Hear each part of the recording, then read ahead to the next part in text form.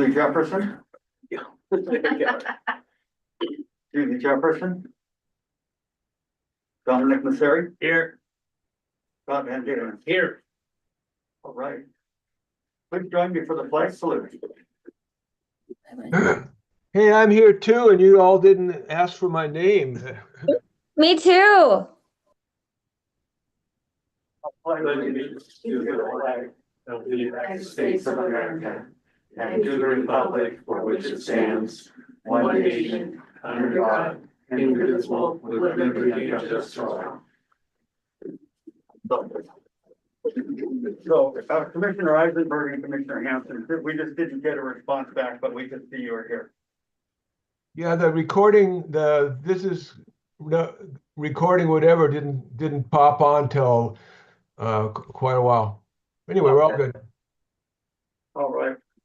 So time now for department update. Thank you, Mr. Chair. Mark Bersonius with the Planning Department. Just a couple things. Council passed the 5290 ordinance this week. That's the new permitting timeline. The staff's gearing up for that to take effect. We also received a letter today from the Department of Ecology confirming approval of our shoreline master program update. So that will become effective in about 2 weeks. So lots of new stuff coming that we're getting ready to implement. Council's also still discussing with the cities the multi-jurisdictional resolution on 20-year growth, population growth and employment allocations.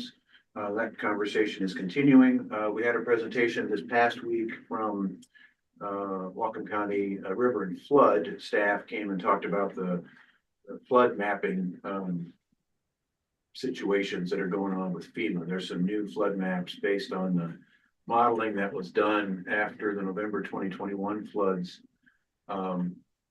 So they're getting new maps from FEMA, but we still have the existing regulatory maps, which are the old maps, but they're the current regulatory maps. So and the council wanted to see how those new maps would compare with what the cities are considering in terms of any potential UGA expansion or retraction. So that was a good conversation. And some of the small city staffs from Everson and Nooksack in particular talked about, showed them new maps, the old maps in relation to the existing UGA, plus where they were considering probably having to remove some of the UGAs that are existing.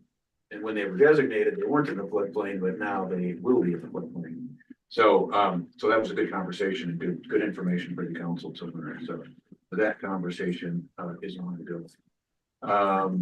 And the last thing I think I just wanted to say, just for you guys for next meeting, we're looking at coming back to the revised bylaws, and we will have legal counsel here. Is it the March 13th, Eileen, Yes. meeting? Yeah. We'll have legal counsel from the prosecuting attorney's office to talk about that appearance of fairness issues and those kinds of things. So, and we're anticipating also a work session at your next meeting on some proposed code changes to the public utilities code about electrical transmission lines. Pardon, I could not hear you say what we're going to look at fairness issues regarding. Your voice was muffled. So would you say again? Jim, at the last meeting, there was some, on the bylaws, there was some conversation about the appearance of fairness doctrine and when you have to disclose, when you're in quasi judicial mode and when you're in the legislative mode. So we'll have legal counsel here to talk about that. Yep. And that's all I've got for you guys. Okay, thank you. Eileen, Commissioner Breakfast, we will have it, please. Thank you. Okay. Now it's time to open session for public comment. And Eileen, our planning commission coordinator, would you take over? Yes. Welcome to the meeting. This meeting is being broadcast live. The audio is being recorded and will be posted to the county website. As noted on our website, members of the public may watch the meeting or join online or by phone. During the open public comment session, speakers may not speak to items that are scheduled on the agenda for a public hearing tonight. There is no public hearing tonight, so you can speak on whatever you wish. If you would like to provide public comment at this time, we will take comments from those in the room first. Please come up to the podium and print your full name on the sign-up sheet. If you are participating remotely and would like to speak virtually, raise your hand. We will get to you shortly. If using the internet, press the hand icon to raise your hand. Calling in by phone, press *9 to raise your hand. Would anyone in the room wish to speak at this time? Yes. Okay. You'll be given 3 minutes and I'll start the time. My name is Tina Irwin. I'm from Blaine. The horrific ripple effect of civil rights violations. Blaine City Council and city government have a long history of corruption and civil rights violations, intimidation, threats, and deliberate covering up of behind-the-scenes actions have destroyed public trust in this supposedly governing body. There has been no oral public comment for well over a year in Blaine. Because the public cannot speak on the record, other citizens cannot hear public input. Freedom of speech is being denied when citizens speak up for their community, and some citizens experience retaliation. Written input is not discussed, acknowledged, answered, or addressed at city council meetings. OPMA violations are under an active investigation by the EPA Civil Rights Division. The city council and city officials of Blaine operate without a code of ethics, while other local municipalities have them in place. Ferndale, Bellingham. When citizens demand a code of ethics, their letters are ignored. What are they hiding? Some letters addressed to city council are redacted by city managers and or not delivered to city council members or entered into public records. When public comment was allowed, many videos were either erased or speeded up. When citizens rightly point out that some council members operate with self-interest and conflict of interest, their concerns are totally ignored. This is a direct violation of fairness under the appearance of fairness doctrine in the quasi-judicial process. The quasi-judicial process is deceptively and routinely used to get around environmental impact surveys, which directly affect the aquifer in this geographic area. Again, when citizens complain, their pleas fall on deaf ears. If citizens wish to appeal city council actions, the appeal process requires citizens to pay large fees to appeal. The hearing examiner process is flawed, as the city arbitrarily assigns deadlines to reject public comment that don't adhere to their predetermined plans.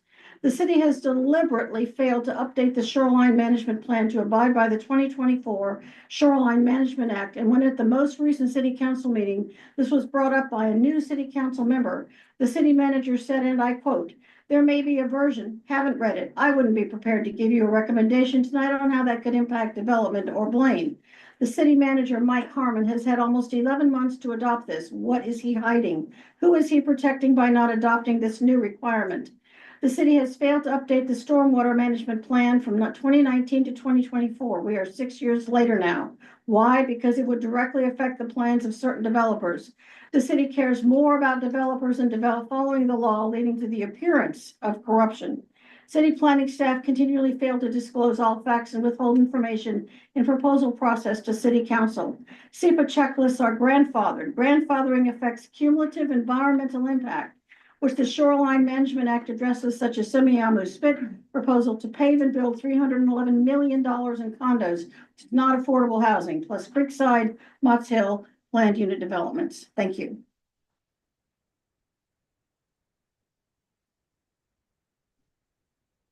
Anyone else in the room wish to speak at this time?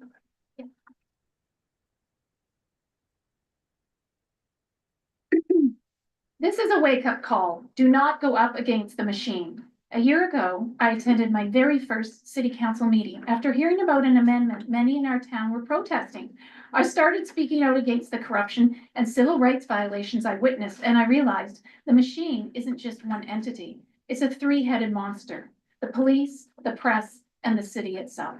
Let's start with the police. One night, a citizen with a stutter tried to speak via a previously recorded message. The mayor shut him down. Sheriff Tanksley was there. He told me to call him. He would make it right. The next day, I could not get through to him. I left a message to say I want to report on what I believed were crimes with the city. No response. I called again. Still nothing. I then sent an email to Tanksley. No answer. Not then, not ever. Our town's new next chief, Roger Funk, told me he couldn't help due to a conflict of interest. That's what happens when you mess with the machine. Next, the press. I signed in at my first meeting under my maiden name, which also happens to be my photography business name. The reporter, Grace McCarthy, didn't report on me that night. 2 weeks later, I signed in under my married name to protect my business name. McCarthy reported on me that night, but used my name from 2 weeks earlier, not the current one that she should have reported on. She continues to use my business name, despite an enormous amount of requests to use my legal name. A city council member has reached out to ask the paper to stop. Citizens in the community have written that Grace has vilified me while protecting city council members. She never reported on the night where a city council member accosted a citizen that happened right in front of her nose. In one article, she claimed the Blaine police had to send officers because we were so disruptive. But the truth? I called the police. I was the one who asked for extra protection because I felt uncomfortable outing public corruption while 3 city council members had criminal records and I had also been given a death threat. Pat Grubb, the publisher, refused to retract her story. He said, "This story reports on the fact that officers were present and why." The problem? He got the why wrong. That's the machine at work. And finally, the city. I was critical of the government at a meeting, and one speaker before me was allowed to go on well past the 3-minute time limit. But when a 16-year-old child spoke, Planning Commissioner Calvin Amerding threatened to strike his comments unless he gave his address. When I stood up for this minor's rights, our planning director, Alex Wenger, said these were the city's rules, even though the mayor had stopped asking for them. Wenger then called the cops on me just for me wanting to give my speech after correcting them on citizens not needing our addresses. This is the machine. Police, press, city, all working together while the citizens are left in the Your dust. time is up. But we're not silent anymore. That's the machine.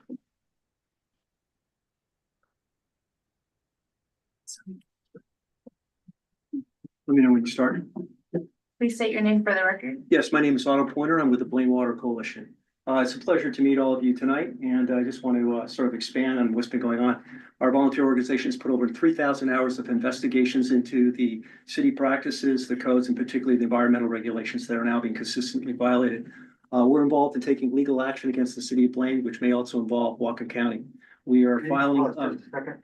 Can you just increase your volume just a Yeah, little so bit? I don't want to waste my time. I'm sorry, you got to stop the time and back up to 3 minutes, please. There's a lot to report on. Yeah, and give him some extra time, please. Now that's. Okay, thank you. So anyway, my name is Otto Pointer. I put in about 700 hours of investigations. I've talked with the state attorney generals. We also have a civil rights action against the city of Blaine with EPA. It's on the docket, which I'm happy to provide. We have over 1,000 pages of misconduct and environmental degradations that are on the way. So there will be consequently 3 CWA actions taken against the city and possibly the county. And that's under the Clean Water Act, section 505. The reason why we're doing all of this is because of the failed SEPA agency that Alex Wagner under CDS currently manages.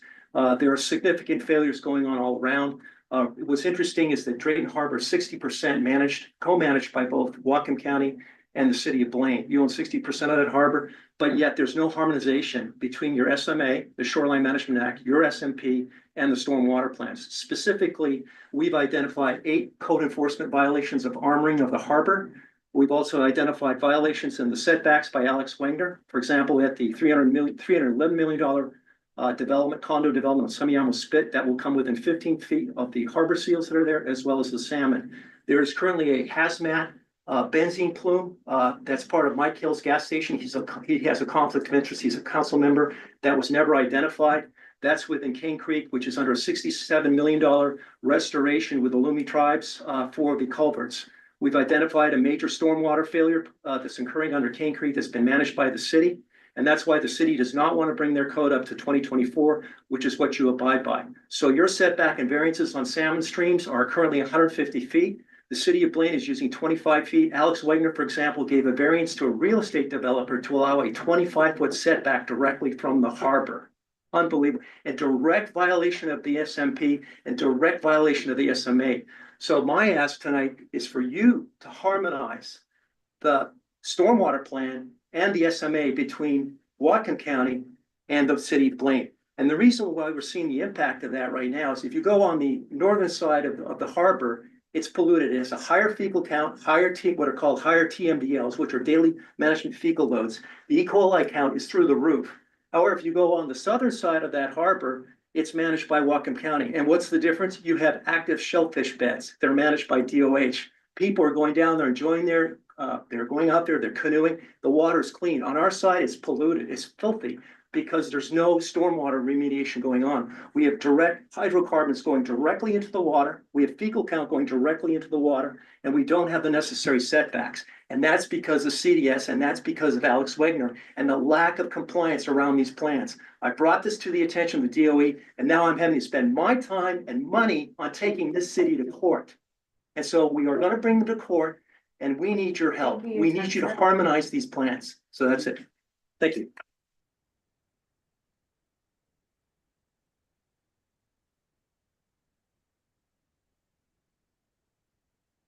Good evening. Carl Weimer, I'm here this evening representing the fairly new Whatcom Environmental Council, which I'm the president of. We sent an email earlier today, which I just was driving by because I live about half a mile down the road and thought I'd stop in and make sure you received our email. It's basically regarding the planning policies you're discussing this evening. We're pretty pleased with the planning policies. A lot of the additions that are in there we think are good additions. There's just one thing we saw missing, and it came up because we've heard the mayor of Linden twice now say publicly that they lack legal water rights. You're being asked to allocate populations around the county. How can you allocate population over 6,000 people to the city of Linden when they are raising their hand and saying they have no legal water rights to serve those people? So there's you got an email this morning from FutureWise with a potential planning policy to add to this under the water quality quantity section. You should have that. I think you got it from FutureWise. You got it from us also. And it basically just says that somebody needs to check to make sure that these populations that are being allocated, that people have legal water rights to serve them. With the adjudication going on now in Whatcom County, we have farmers that are really anxious that they're going to have their water cut off. We have private well owners really anxious that they won't have water. Businesses out in the county. You know, when you find yourself in a hole, you quit digging, but it sounds like with population allocations to places who are saying they don't have legal water rights, you're continuing to dig the hole before the adjudication even starts to try to fix some things. So we hope you'll take a serious look at that other policy under the water quantity section and add that in, because that will help you at least quit digging the hole and start to climb back out. And so appreciate it. And that's all I had to say this evening. Thank you, and good to see some of you. Anyone else in the room wish to speak at this time? Seeing no one in the room, I'm going to move to the attendees online. Seeing no attendees.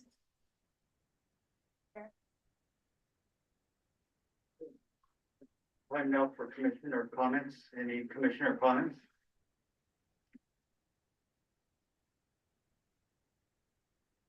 Commissioner Hanson, go ahead.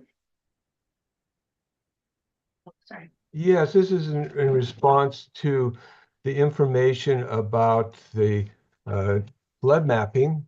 And that's, it's come to my attention that the County Department of Natural Resources is working on a new projection that will take into account sea level rise, and that would have it would have a bearing on not only what we would consider appropriate places for development or UGAs along the river, but also give us a look at some of upcoming impacts on the shoreline.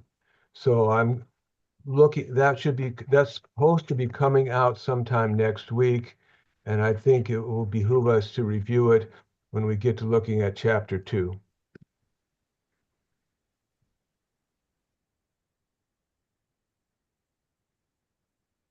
Any other commissioners or comments?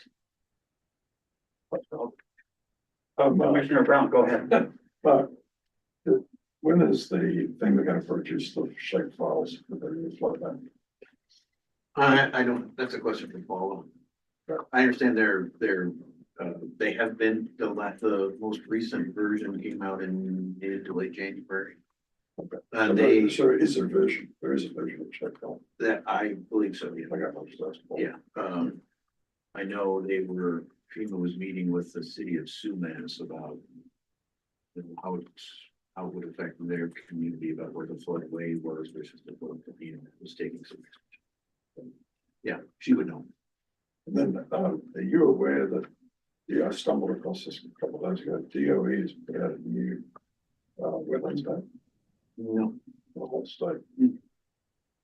I've asked for the shape files, but No. I got them all seen too. Oh, I do that. Yeah. Rudd, I think you're congested, but you do have to speak out more for us to hear you.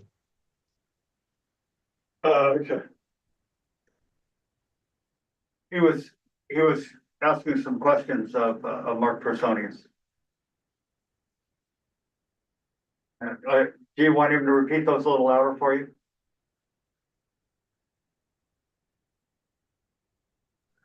Oh, we can let it go. I'm always interested to hear what he has to say, and so I would like to bring that to his attention, because when he has future things to say, maybe you can push the microphone over closer to him or what have you.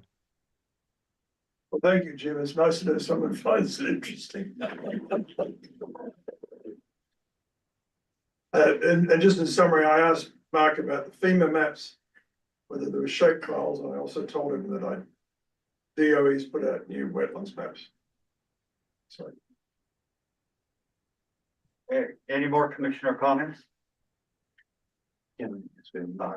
Go ahead. Eileen, can we get a longer cord for the microphone? Yes. Because I know it's gonna be a problem. I can see that it was last time too, You might actually be able to get more than one microphone. or more than one microphone. I'll look into it. Okay. Yeah, okay. You were to bring back the tower thing over here, the microphone over there. The tower can't. You need a condenser mic like they use for those old bluegrass recordings. You put it in the middle of the table and everybody all around the room gets picked up. All right, so time for approval for minutes. Second. You can move first. Yes. Just speak up a little louder, so. Move approval. And I second. Is there any discussion, correction? Seeing none, Eileen, will you call the roll, please? Yes. Brown, Yes. Dunn. Yep. Eisenberg, Yes. Greif, Yes. Hanson, Yes. Jefferson, Yes. Mosseri, Yes. Van Dalen, Yes. Barton, Yes. passes. All right. We are moving along to our meeting topic, which is continuing our work session, countywide planning policies. Matt Mott is going to present. Go ahead, Matt. All right, thanks. For the record, my name is Matt Ahmet, representing Planning and Development Services. And as we discussed last time, the Growth Management Act states that a countywide planning policy is a written policy statement or statements used solely for establishing a countywide framework from which county and city comprehensive plans are developed and adopted. The GMA was amended in 2022 and 2023 to require that countywide planning policies must address tribal cultural resources and climate change and resiliency. So the City County Planner Group developed proposed amendments to address these two topics and to otherwise update the policies, and the county's climate manager helped out with the climate policies. And the Planning Commission held a public hearing on the countywide planning policies on January 23rd. And at that meeting, the commission approved several motions to modify policies by deleting a reference to the Geneva UGA, which is in the Lake Whatcom watershed, and also amending the tribal cultural resource policies as recommended by the Lummi Nation with minor changes that were recommended by the City County Planner Group. The commission also asked the City County Planner Group to review and make recommendations on other issues that the commission identified and issues raised by public comment letters. So the City County Planner Group reviewed these issues and recommended modifications to the policies, which are in your packet. So language that was changed by the Planning Commission last time are highlighted in gray. And language changes recommended by the City County Planner Group, in response to your request to review certain things and to review the public comment letters are shown in yellow. So after the Planning Commission issues recommendations on the countywide planning policies, they will go to the County Council Committee of the Whole for review. Then they'll go to city councils who will consider approval of the policies, and then back to the county council for final approval. So Matt, what are the red ones? What are the reds? Red, so the underlines, yeah. so those are the original changes recommended by the City County Planner Group that were initiated by the county executive. And we adopted them at the last meet. No, you didn't adopt them. You just recommended some changes that are shown in gray. Okay. So those are all up for discussion, as appropriate. And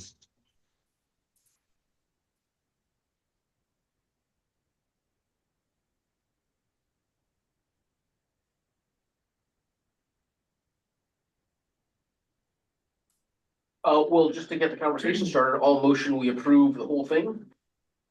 Second. We have a motion and a second to approve the whole thing. Commissioner Brown was the second. Thank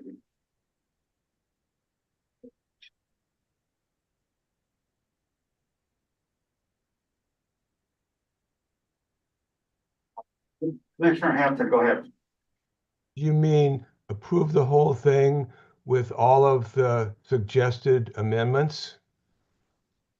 They have to, Jim, to get it on the table. To get it on the floor for discussion. Okay, we're just starting and then we'll go through the amendments. Okay.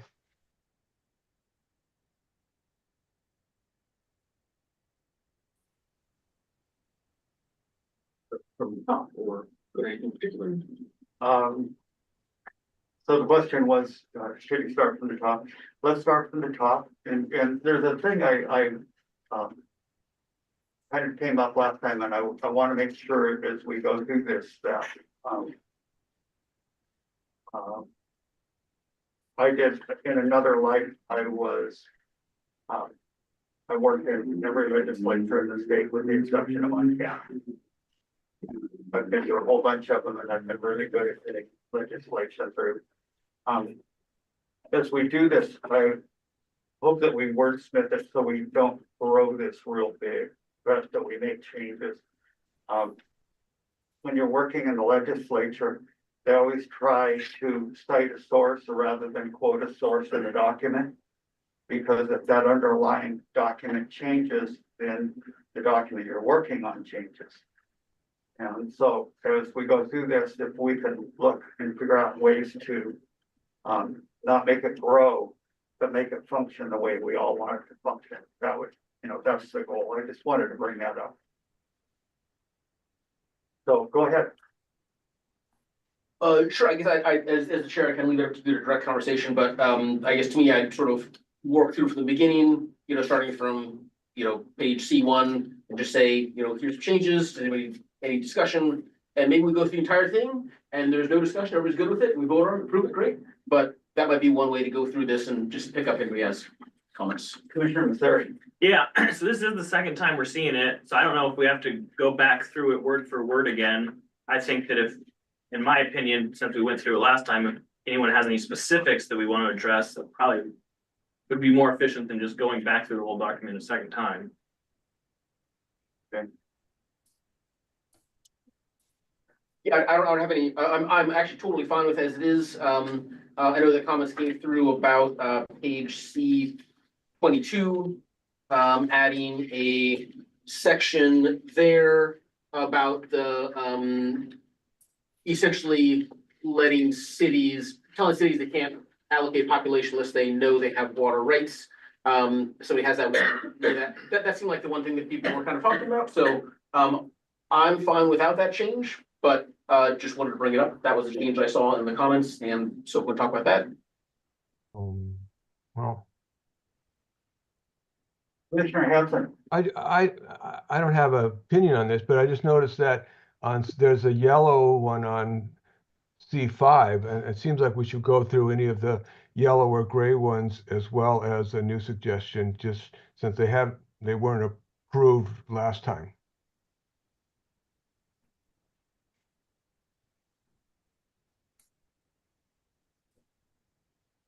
Now, I'm not sure if we approved anything last time. Like, I think we had some suggested changes and, planning, commission, if I understand, staff came back and said, here's changes.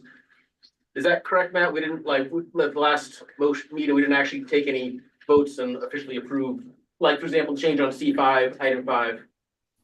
Yeah, so there's, I think, two gray shaded portions which you actually made motions for last time. One was removing the Geneva UGA. Let's see here. Let me jump up. Right. Yeah, that's D2. Yeah, I have the page written down here somewhere. D2. Okay, page 6, Geneva UGA.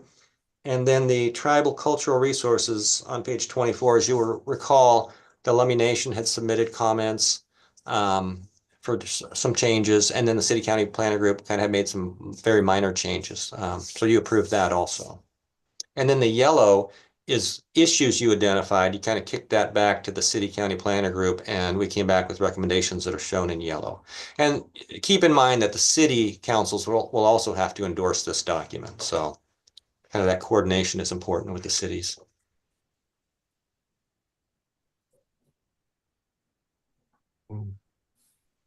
So yeah, I think if you go up a little bit, maybe.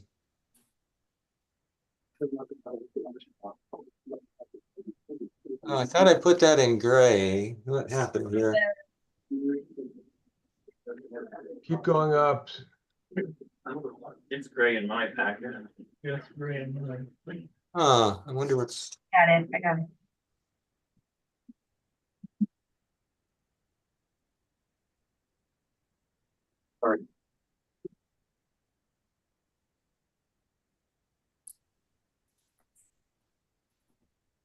Commissioner Hanson, you.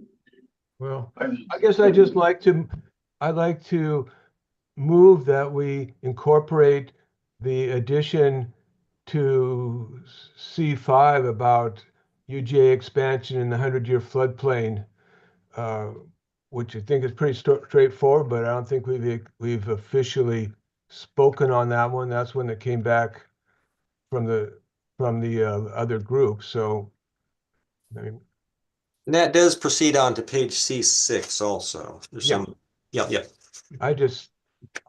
Maybe nobody has, if nobody has any objections to that, we could just go on, but I just want to bring that up because it would be a change from what we just reviewed previously.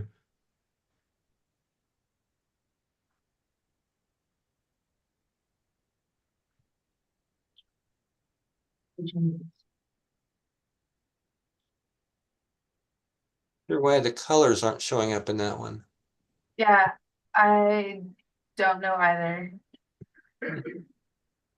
Well, it shows up in the PDF that you passed out. So if you go to the PDF, then you can't edit That's it. what I'm on right now. That's what, I think it's the sharing option on Zoom, unfortunately. Eileen, who's got the screen? Is it Matt or you? Me, Okay. Like, is this the agenda for today? this is part of Exhibit A. Yes. Okay, this is the full agenda document. I switched it because I thought the exhibit would have the things, because the agenda does not either. It's not showing up on either one of those. Okay, I think the agenda document does, maybe that was the, That was the original one I put on. okay, and that didn't have No. I have no idea why. Anyway, the bottom of page 5 and the top of page 6 there was the first, I think, recommendation from the city county planner group after reviewing the comments. If you could just scroll up just a smidgen there, Eileen, that would, so we could see the whole policy. It's because it starts at the bottom of page 5. Yeah. Oh, Previous page. There Yeah. you go. And then it goes on to 6. Yeah. There you go.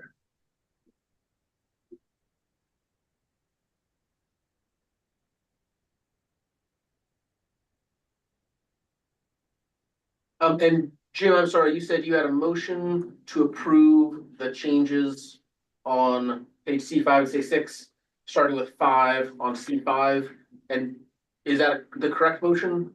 If that no motion is needed to keep moving forward, I'll make it. If it's not needed, if we want to just pass by and presume we're going to approve that, whatever you think is proper. So the motion was to approve this, and then we're looking at things that maybe we want to amend, and so the motion's to accept this the way it is. So let's just continue on. Yeah, and so Jim, I'm agreeing with you. My motion was just to approve the entire document as is. So I'd say if anybody has something that they want to change, they can point that out as we go through the document. But if there's nothing you want to change, then it's just the motion, and at some point we'll just vote on that. Is that okay, Jim? I like the edits that were put in there by the groups and staff. It's just that I would support, or I would make a motion on N, adding N number 7, the one that Carl Weimer testified on. I would make a motion to that effect. If that's the only thing we need to look at, I go straight to that. I just don't want to give short shrift to what anybody else has done, or presume that we're approving stuff that some people are just looking at right now.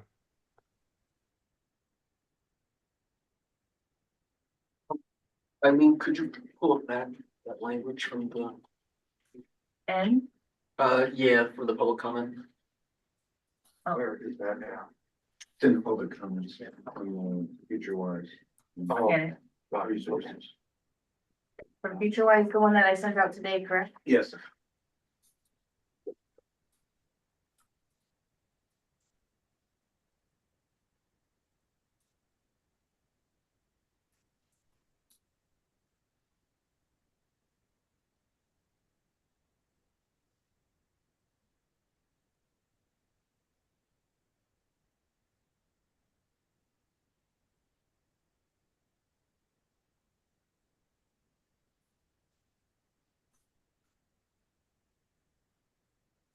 One. It's on the next page. There you go. Can you highlight where it says new number 7?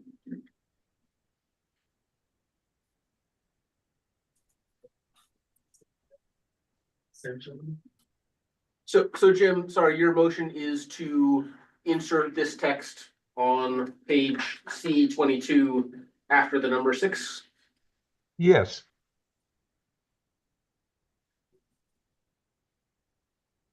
Commissioner Hanson, would you put that in a motion? Yeah. I move that we amend this document to include N6, cities and counties, etc., as written there. Hang on. This is new number 7. Yes. Okay.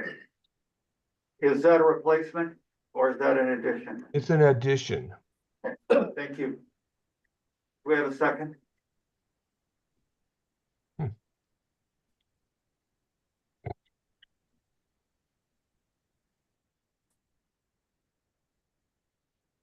No second.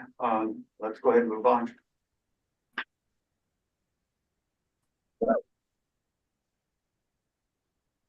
And I don't have any other additions or changes to the document. I think the changes were great we made last time. So I think my motion still stands to approve this as is. Okay. Commissioner Hampton, did you have more? Your hand's still up. Oh, sorry, I need to lower it. Some places lowered automatically, I forget. Commissioner Brown? What is the definition of urban level? This is a couple of times in the document we've done that as urban. I'm trying to think of that definition. I didn't. What's the definition of what? Right, Matt, by the way, hi Matt, I haven't talked to you for years. What is the what is defined as urban level of development? Well, there's not a bright line anymore. The growth board used to kind of consider that as 4 dwelling units per acre. or higher. And the higher courts have kind of told the growth board you can't really use bright lines. So, in our comp plan, we have a policy that sets kind of urban levels of development for each urban growth area, and they're different. Maybe for some of the smaller cities, it might be, 4 to 6 units per acre. There's normally a range. For Bellingham, I think it's something like, 6 to 24 units per acre, something like that on average citywide. So basically it's thought of as at least 4 units per acre.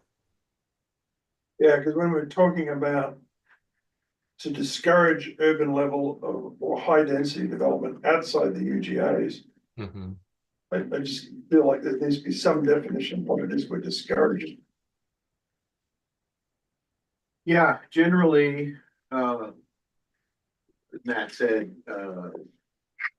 there's, I don't know, 6 or 8 feet of litigation on the Growth Management Act.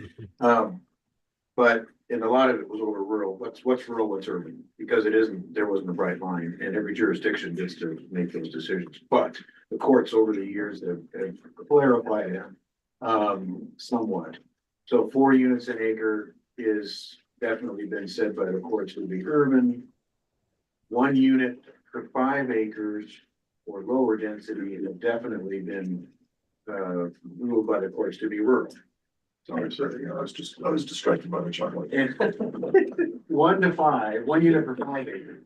Right. Which is sort of our default rural county zoning, rural zoning is rural, and the courts have upheld that. And 4 units per acre or greater are definitely urban, and the courts have upheld that.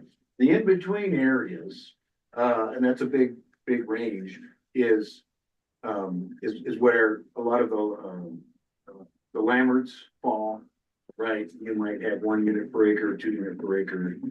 These were the areas that the GMA was really intended to stop. And so that's why they're contained and they're limited and they have definitive boundaries and you can't expand them. So that's kind of the density sort of legal landscape. I think at some point it might be just what a definition in here, because the document keeps saying urban level development or non-urban level development, so, but no definition. Yeah.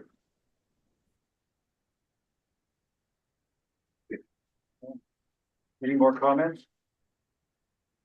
I'm good.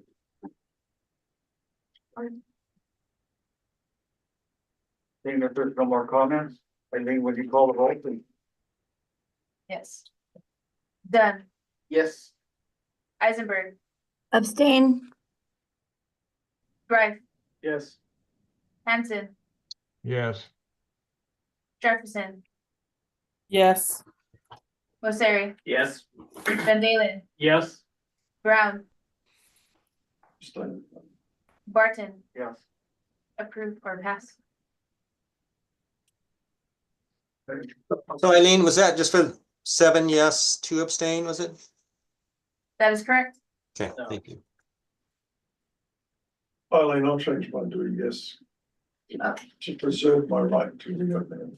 Okay, it is 1 abstain and the rest are yeses, and 8 yes. So unfinished business, do we have any unfinished business?